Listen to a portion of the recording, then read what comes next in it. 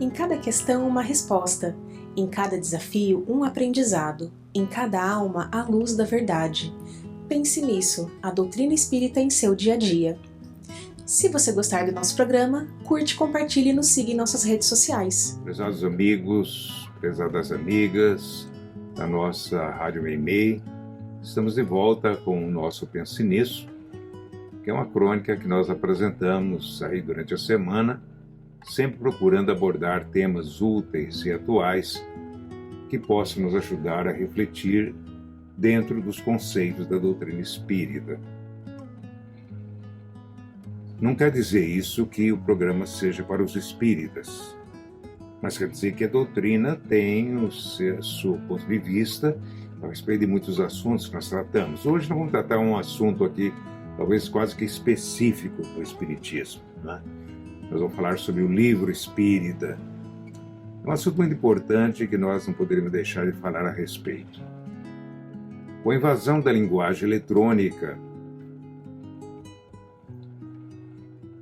houve uma diminuição sensível no número de pessoas que costumam utilizar o livro impresso para a leitura, ou seja, o livro tradicional. Embora, em nossa maneira de ver, os livros impressos não deverão desaparecer, pelo contrário. Apesar dos recursos eletrônicos, eles serão muito mais difundidos e talvez muito mais explorados sob diversos pontos de vista. Esse fenômeno já está acontecendo. Aliás, todos nós somos obrigados a reconhecer que, diante de todas as novidades que nos cercam no dia a dia, nós ainda somos meros aprendizes. Ainda temos que nos adaptar à realidade que vai mudando dinamicamente. E isso leva tempo. Quem tem mais idade pode avaliar o quanto de mudanças já não conheceu durante a sua vida. E essas mudanças vão ocorrendo. E elas vão ocorrendo cada vez mais aceleradamente, abrangendo o maior campo de visão, de conhecimento e de reflexão que o conhecimento nos propicia. E vocês sabem que a grande força da doutrina espírita está no livro. O Espiritismo se apresentou ao mundo em abril de 1857, no dia 18 desse mês de abril, por meio do Livro dos Espíritos, de Allan Kardec. Sendo que hoje podemos contar dezenas de milhares de publicações espíritas pelo mundo, muito mais especificamente pelo Brasil, que é a maior nação espírita do mundo. No Espiritismo, a fé precisa estar apoiada na razão, no raciocínio, na lógica, vamos dizer assim. E a razão depende muito de conhecimento. Quanto mais conhecimento você tem, mais possibilidade de pensar você tem, e mais conclusões você vai tirar, de acordo com a sua visão de vida, a sua experiência de vida. A principal fonte de conhecimentos, mas a mais segura que existe ainda hoje é o livro. Não somos partidários da razão pura, claro, pois a razão pura é raciocínio, mas a verdade, como queria Jesus, envolve sentimentos, principalmente sentimentos. Aliás, o sentimento é a base da nossa vida. Nunca pode estar divorciado de pensar, porque nós somos seres pensantes, somos seres humanos. A nossa principal faculdade é o pensamento. Podemos ir a qualquer lugar do mundo, a qualquer época, pensando. Mesmo que nos prendam dentro de uma jaula, dentro de uma cela, não prenderão o nosso pensamento. É o que temos de mais livre, é o que nos dá mais liberdade de viver e de procurar Deus, sobretudo, porque Deus está em nosso pensamento. Daí o princípio da fé raciocinada, um dos pilares da doutrina que Allan Kardec deixou bem claro em suas obras e constitui a base fundamental do pensamento espírita. Nós podemos dizer que o livro, para nós, é um grande amigo. Por isso mesmo, deve fazer parte de nossa vida e não pode ser simplesmente abandonado ou esquecido numa prateleira, dentro de casa ou em qualquer outro lugar. Nossas crianças, desde tenra idade, devem aprender a respeitar o livro, a utilizar e respeitar o livro. Os pais precisam levar o livro desde cedo à criança. O livro é com quem podemos conversar a qualquer momento, em qualquer lugar, porque ele nos dá inúmeras informações. Inúmeras informações. E embora a conversa entre o leitor e o livro seja uma conversa silenciosa, não deixa de ser uma conversa em que um pergunta enquanto o outro responde. Para o Espiritismo, o conhecimento da doutrina é indispensável para quem quer alcançar um mínimo de entendimento da doutrina. Em tese, a doutrina não admite que o espírita não conheça a doutrina. Isso seria, vamos dizer assim, colocando entre aspas, o pecado capital. Porque o conhecimento da doutrina é o que leva o indivíduo a tomar uma posição diante da vida, aceitando ou não os seus princípios. Para acontecer isso, ele tem que ler, ele tem que conhecer. Não basta você ouvir as pessoas falarem de espiritismo. Não basta você ouvir opiniões sobre o espiritismo. Você precisa buscar no livro espírita o conhecimento espírita. Assim como se deve procurar num livro católico, conhecimento católico. Num livro científico, conhecimento científico. Você não pode procurar conhecimento científico, por exemplo, num livro de poesia. E nem pode, nem deve procurar um conhecimento de matemática num livro de geografia, claro.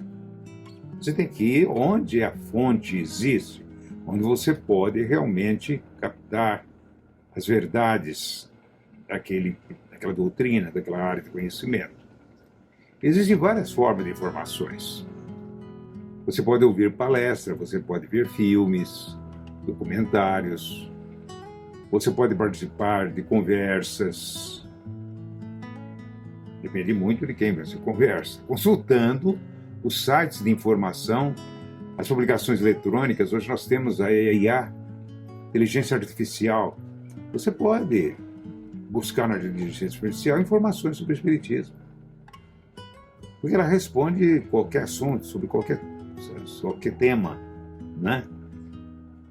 E você não pode dizer que a IA é espírita, ou é católica, ou é evangélica, ou é judia, ou é qualquer outra coisa, budista, ou islâmica. Não.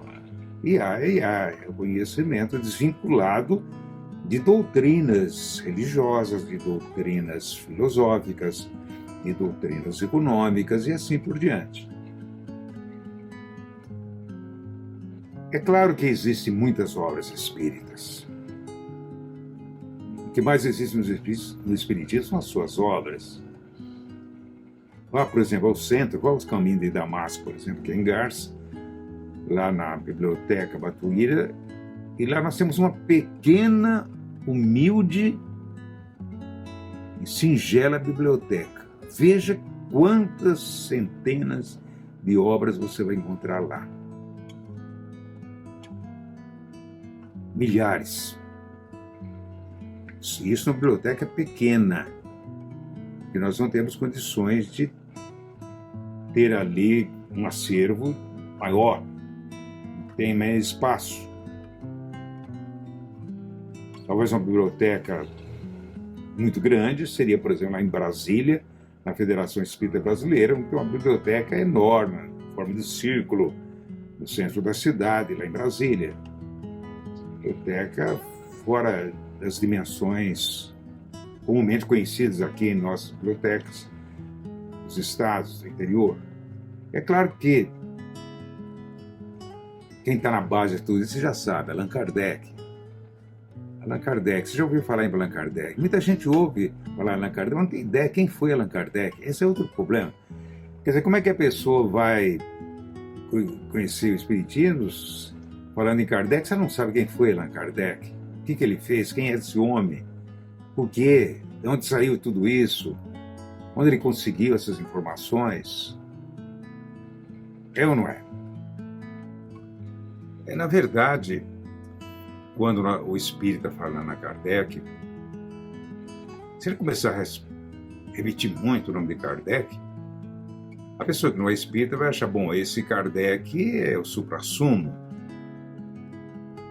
Os espíritas idolatram esse homem. Ele é um mito. Na verdade, não é. Kardec não é um mito para o espiritismo. Kardec é uma realidade para a doutrina. Aliás, uma realidade que pouca gente conhece. Porque geralmente, quando as pessoas se referem ao que elas acreditam, às suas crenças, às suas ideologias, elas costumam justamente considerar heróis, seres suprassumos, aqueles que defendem essa teoria. Nós não queremos que o Kardec seja considerado esse herói suprassumo. O próprio Kardec, nas suas manifestações, porque ele, além das obras espíritas, ele também iniciou em 1858, em janeiro, 1º de janeiro, a Revista Espírita. Ele deixou muito claro que ele não falava como autoridade que não comete erros ou que sabe tudo ou pode responder qualquer pergunta. Ele falava como um aprendiz, porque ele dizia que a doutrina era dos espíritos. Nós aqui somos aprendizes dos espíritos superiores. E a doutrina também não tem limites. Ela não começa aqui e termina ali. A doutrina, ela acompanha muito de perto o conhecimento que a humanidade vai adquirindo através dos anos, das décadas, dos séculos. Então, o Espiritismo, que apareceu na época de Kardec, já passou por diversos crivos das mudanças que a própria ciência, por exemplo, descobriu. Ora, no tempo de Kardec, a ciência era relativamente bem distante da nossa. Então, muita coisa o Kardec não sabia, muita coisa, grande parte do que acontece hoje, em termos científicos, ele não sabia. No entanto, ele considerava a ciência como um ponto de apoio da doutrina. Não que o Espiritismo se confunda com a ciência. O Espiritismo tem sua própria ciência. Mas como ele acompanha o progresso do conhecimento humano, a ciência parece ser justamente vamos dizer assim, o denominador comum, né? Vamos dizer assim, o ponto de apoio que deve nortear o Espiritismo na busca das suas verdades. Então, no Espiritismo, o espírita não é um fanático para Allan Kardec. O Allan Kardec sempre pediu que ele mesmo fosse criticado. E que a verdade não depende de um homem. A verdade vai se impor com o tempo e quem não seguir a verdade, evidentemente, vai ficando para trás. Isso em todo o setor, não é só no setor do Espiritismo, todo o setor. Ele é ou não é, porque tudo vai avançando, tudo vai evoluindo, tudo vai progredindo. Nem mesmo Kardec aceitaria ser idolatrado, ele mesmo fala isso. Ele não quer isso. Ele está lá na Revista Espírita. Ele disse em suas obras e chamou a atenção daqueles que pode querer se impor como mestre. O que caracteriza a obra de Kardec, portanto, não é apenas o seu pioneirismo em matéria de desvendar o mundo espiritual, mas a seriedade do homem, a lisura do homem, com que ele se entrega a essa tarefa missionária sem se envaidecer, sem deixar aquilo subir a sua cabeça, sem se engrandecer, sem querer ser superior a ninguém, pois é na seriedade de sua obra que se conhece o seu verdadeiro caráter. É por isso que é importante conhecer Kardec, para se saber de onde veio o Espiritismo, de onde ele nasceu. Em certa ocasião, nos primeiros anos da disseminação da doutrina na Europa, um grupo de pessoas que se denominavam espíritas, naquela época de Kardec, levantou essa questão fundando um jornal intitulado Espiritismo Independente. E eles diziam ali que eles não queriam seguir as opiniões de Kardec, porque Kardec, segundo eles, se colocava como dono da verdade. Se você quiser saber onde está esse assunto, procure a Revista Espírita, abril de 1866. Nós temos uma Revista Espírita lá em nossa biblioteca Batuíra, abril de 1866. Você vai encontrar o tema lá, Espiritismo Independente. Na elegância com que costumava responder às suas críticas, Kardec disse ao grupo que, na verdade, ninguém é dono do Espiritismo, nem ele. E mais, que o Espiritismo não tem nem pode ter chefe, nem ele. Ele não considerava chefe. Ele foi iniciador. Ele mesmo jamais se arvorou como chefe, como dono da verdade, como dono do Espiritismo, e nem aceitava que alguém o colocasse nessa condição. O necessário e importante é a revelação que os Espíritos fizeram, e que desde que aceita, não impõe nada a ninguém, e não quer que ninguém venha ao Espiritismo contra a sua vontade. Tanto assim que o primeiro livro espírita, denominado Livro dos Espíritos, para demonstrar sua verdadeira fonte, aproveitando a condição que o Espiritismo dá a cada um de seus seguidores, seja quem for, ele, Allan Kardec, também tinha direito de se expressar a própria opinião sobre esse ou aquele assunto, mas jamais se poderia obrigar alguém a seguir sua opinião. E por isso continuou a dizer: a liberdade de que se valia para se pronunciar a respeito é a mesma que todo espírita tem ao se referir à doutrina.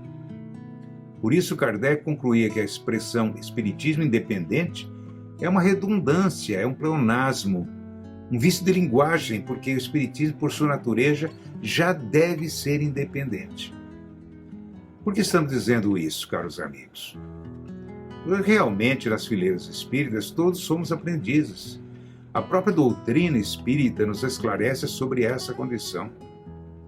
O único mestre para nós que esteve aqui nesse mundo foi Jesus, o mais elevado espírito que reencarnou na Terra. Jesus. Todos os demais que seguem seu caminho são seus discípulos, seus seguidores, inclusive cada um de nós, espírita ou não, quando nos propomos atuar com seriedade e respeito na prática do bem ao próximo, que é a verdadeira e única vivência do amor. Pois então, voltando à questão do livro, devemos considerar que o espírito é aquela pessoa que procura se esclarecer cada vez mais sobre sua doutrina e vai fazê-la a vida toda, pois o conhecimento é inesgotável. Para tanto, é indispensável que comece pelo começo, e comece não só lendo, mas sobretudo estudando a obra de Allan Kardec. Quais são as principais obras de Allan Kardec? Aqui nós temos, pela ordem. Os principais, hein? Tem mais do que isso. O Livro dos Espíritos, 1857. O Livro dos Médiuns, 1861. O Evangelho segundo o Espiritismo, 1864. O Céu e o Inferno, 1865.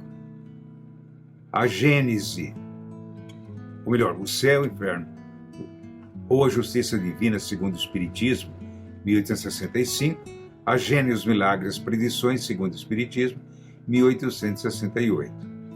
Há pessoas que reclamam que as obras de Kardec, por serem antigas, são difíceis de entender. A linguagem, né? A linguagem, mais de um século e meio atrás, era um pouco diferente. Por isso mesmo, os centros espíritas costumam organizar grupos de estudo, grupos de leitura, convidando as pessoas a participarem, sem qualquer compromisso de ser espírita. Quem vai lá não vai para ser espírita, vai para entender o que é o espiritismo. O campo do espiritismo é aberto a todos. Não pede de ninguém nenhum compromisso, nenhum ato de conversão, vamos dizer assim, como geralmente as religiões fazem, arrastando o indivíduo para dentro da igreja. Nós não fazemos isso. Do jeito que a pessoa entra ao centro, ela sai. Não há nenhuma forma de impor, de coagir o indivíduo. Venha às vezes a obra espírita, sente o espiritismo, você vai ser salvo, nada disso. É claro que uma leitura em grupo é mais eficaz do que uma leitura individual. Há pessoas que dizem que leram o Livro dos Espíritos, mas aparentemente não aproveitaram devidamente a leitura. Não basta dizer, já li o Livro dos Espíritos. Eu já li muitas vezes e tenho muitas dúvidas ainda. Veja bem. Passou por cima de muita coisa, ignorou pontos fundamentais, não estudou, não refletiu, apenas leu. Esse tipo de leitura é muito falho. Uma leitura sempre tem que ser comentada e discutida por mais de uma pessoa. É o que acontece nesses grupos, como acontece no Caminho de Damasco, às segundas, quintas e sextas-feiras, às 20 horas. Sempre está aberto para quem quiser participar. E quem quiser ir mais a fundo, lê também a Revista Espírita, em 12 volumes. É claro que não vai ler os 12 volumes de uma vez, vai lendo devagarinho. Porque não adianta você ler de uma vez. Você tem que dar um tempo para o seu entendimento, para a sua assimilação. O processo de assimilação é como o processo de alimentação. O alimento não é engolido, você não engole o alimento. Você tem que fazer a digestão, que começa aqui na língua e vai até o intestino. Quer dizer, é um processo lento, para que o alimento seja realmente aproveitado. Vamos à frente. Um exemplo do livro nesse sentido, nós escrevemos um livro chamado Fundamento da Doutrina Espírita, que pode servir de guia para ajudar quem está iniciando, mas a leitura mesmo é Kardec. Ora, existem centenas de romances, esses romances. Você não fala de romance? Existem centenas de romances que abordam questões espíritas. Evidentemente, alguns atendem melhor aos objetivos da doutrina. É claro que nem todo romance é bom, nem todo romance é altamente aproveitável, mas pode ser lido. O Espiritismo não proíbe você de ler nada, pode ler tudo. Outros introduzem noções que nem sempre correspondem precisamente ao Espiritismo. Ensina, embora todos eles tratem da imortalidade. São 3 pontos: imortalidade, comunicabilidade dos espíritos e reencarnação. São esses 3 pontos que eles abordam. Nem sempre de maneira equilibrada, mas pode ser o início. Para muita gente começa no romance espírita. É claro que as pessoas que conhecem Kardec saberão diferenciar um bom romance de outro, que não atende plenamente aos princípios fundamentais da doutrina. De qualquer forma, se você está disposto a ler, poderá adquirir esses livros, ou então tomá-los emprestados da Biblioteca do Centro Espírita, ou então participar do Clube do Livro Espírita, que distribui romance aí mensalmente, e que sempre coloca livros a preço bem mais barato, preço de custo, à disposição do público em geral. No Clube do Livro Espírita, você entra em contato com a Sônia Marra. É só procurar entrar no site do Centro Espírita, em Damasco, e lá você vai ver como você entra em contato com a Sônia Marra. Você ainda pode encontrar muito material, inclusive as obras espíritas, na internet, utilizando o Google Gemini, ou outro instrumento da IA, hoje acessíveis a todos, de modo que não existe mais pretexto ou desculpa para a pessoa não ler. ou para a pessoa ignorar. Aqui vai um conselho: não deixe de ler. A leitura é uma excelente ferramenta de aprendizado, uma forma eficaz de exercitar nossos potenciais mentais, pondo os nossos neurônios para funcionar. Visite a nossa biblioteca Batuíra. Geralmente ela está aberta na hora do passe, em torno das 6 horas da tarde, menos na quinta-feira. Trata-se de um acervo considerado, cerca de 6.000 exemplares, onde você vai encontrar o que precisa para conhecer um pouco do Espiritismo. A biblioteca está aberta, ninguém quer levar o livro para casa, título de empréstimo, sem nada a pagar. Lá você vai receber será muito bem recebido pela Sônia, pelo Augusto, todas as tardes, como já disse, menos nas quintas-feiras, por volta de 17h30, 18 horas. Lembre-se, conhecendo o Espiritismo, você estará enriquecendo o seu cabedal cultural. É mais um campo de conhecimento que você vai dominar, abrindo uma visão mais ampla para a vida, pois a doutrina se abre para diversas áreas do conhecimento humano. Colocará você a par de muitos assuntos que hoje são tratados pela mídia, principalmente pela televisão, pelos jornais, revistas, pelas obras do público em geral e pelas obras especializadas. Certamente, caro ouvinte, você nunca se arrependerá de ter lido. O contrário, porém, não é verdadeiro, né? Então, muito obrigado pela sua atenção, já falando bastante. Estamos à disposição, a emissora está à disposição para você questionar, perguntar, buscar informações, né? É só entrar aí no app da emissora, né? O link da emissora, e você vai, evidentemente, obter as informações que necessita. Que Deus o abençoe, que Deus abençoe seus familiares, todos aqueles que estão ao seu lado. Agradecemos muito a sua paciência, a sua atenção. E em nome de Jesus, nós encerramos mais uma edição do nosso Pense Nisso. Até mais. Chegamos ao fim de um Pense Nisso. Lembre-se, em cada questão, uma resposta. Agradecemos a sua audiência. Nosso encontro é toda terça às 9 horas da manhã com um novo tema. Se você perdeu, pode ouvir as reprises às 15 e às 21 horas ou a qualquer momento em nosso site www.radiomeimei.com.br. E se você gostou do nosso programa, curta, compartilha e nos siga em nossas redes sociais. Até a próxima!